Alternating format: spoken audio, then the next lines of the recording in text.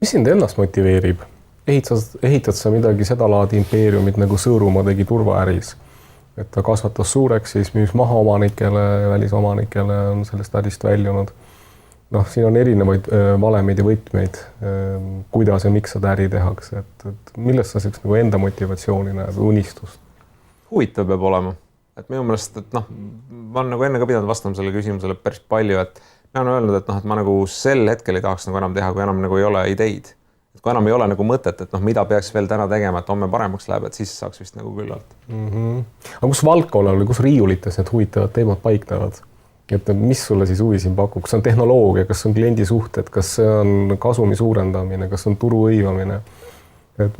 Minu motivatsioon on pigem selline, ütleme siis nii-öelda, ma ei tea, ärilise organisatsiooniline või midagi taolist. Ehk et mitte võib-olla nii väga nüüd, tehnoloogiline, et tuli välja uus programmeerimiskeel, et kohutavalt huvitav, eks ole. On küll huvitav, ei saa selle vastu ka, on ju. Aga et pigem on põnev minu meelest see, kui kas on mingisugune tõesti ala huvitav klient, mingisugune protsessi muudatus.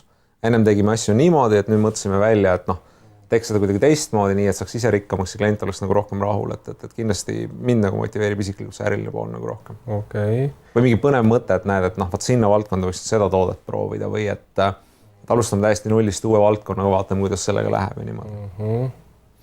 On selles valdkonnas midagi õnnestunud? On sul mingid näidet tuua, et paremini aru saada?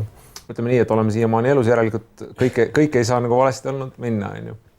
Ja meil on nagu paar näidet on küll, võib-olla see sama, ma ei tea, vara on võib-olla öelda, et mingi tohutu nagu õnnestumine, aga näiteks suhteliselt nullist alustasime dokumendihalduse grupitöö lahendustega.